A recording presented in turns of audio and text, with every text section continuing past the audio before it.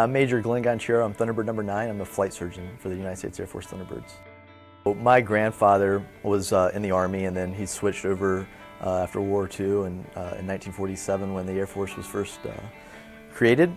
And ever since then, he told me his stories of the camaraderie, and that was kind of from a young age. I knew I wanted to join the military. And when it came time to choose which branch, obviously my grandfather's stories was a big influence on that. So I went to undergraduate first. I went to Emory University, and then once I got accepted to medical school, I took the Health Professional Scholarship Program, which is a program through the Air Force that pays for medical school. And you go to any civilian medical school that you want. And after that point, they pay for your books, your classes, and things like that. And after that, I did a general surgery intern year at Keesler Air Force Base. And I joined the military to do cool military things, and I couldn't think of anything better than being a flight surgeon and have the opportunity to go fly in fighter jets. When I was young, I either wanted to be a fighter pilot or a doctor, so a flight surgeon kind of was able to put both of those together for me. After that, I went to Seymour Johnson, flew in the Strike Eagle for a little bit. I was a flight commander there, had a great deployment. After that, I actually did a year of radiology training. That's the great thing about the military. There's tons of opportunities for doctors. If you want to just work in a clinic, you can do that. Or if you want to go be a special operations physician, or if you want to go to Antarctica, or if you want to be a flight surgeon on the Thunderbirds, there's tons of different things that you can do. So after that, I got picked up for the Thunderbirds, and I've been here this is my 3rd season now.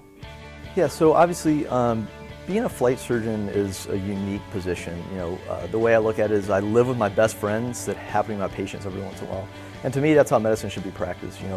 My kids hang out with everybody else's kids on the team, and my wife hangs out with other spouses. So it's a really unique network where you get to spend time and really know your patients because, like I said, they are your best friends. On the Thunderbirds, it's unique in the sense that we're out and we're representing those that are serving in the Air Force. So it's a huge honor to get to take care of people that are willing to serve and their families. But it's even more humbling experience to get out and represent those amazing things that they're doing. I take care of 130 people and their families. That includes 8 pilots. I don't really have a brick and mortar clinic. We're always on the road. We travel about 8 months out of the year. So a lot of my medicine is practiced in hangars or in the back of a jet. I think it's twofold. One is to really understand what your patient is going through. The physiology of flight is completely different. It's hard to really understand that unless you've done it. So that's the big thing, is really understanding what your patients are going through and how different, especially on the Thunderbirds with the wingmen always looking left or always looking right, and knowing those types of physiologic elements that they can get from that, experiencing that firsthand helps me be able to create a better treatment plan or preventative plan for them. The second is to build camaraderie. When you fly with these guys or girls, you really build that trust, and that's when they start to open up to you and say, hey, I've got this. Because let's be honest, in the military, a lot of people don't want to go to doctors. So building that trust is a big, big part of my job and why we fly. I grew up in Greensboro, North Carolina. Had just an amazing community support system there. Obviously, my grandfathers from a young age were people that I looked up to.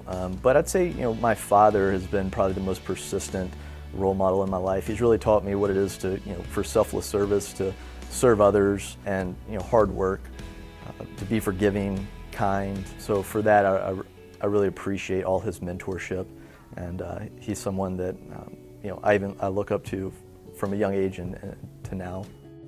We have a lot of hobbies. So my biggest one is probably golf. I really enjoy playing golf. When I was young, I played soccer, basketball, lacrosse. Spending time with my 2 young children right now is probably the best thing, and my wife. But I love to travel, big foodie, love to experience new cultures, that type of stuff. And obviously I'm a big, I like to shoot skeet and a lot of waterfowl hunting.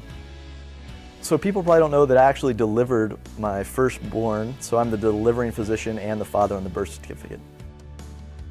There's always going to be challenges in what you're trying to reach, but stay persistent in that pursuit of whatever makes you happy.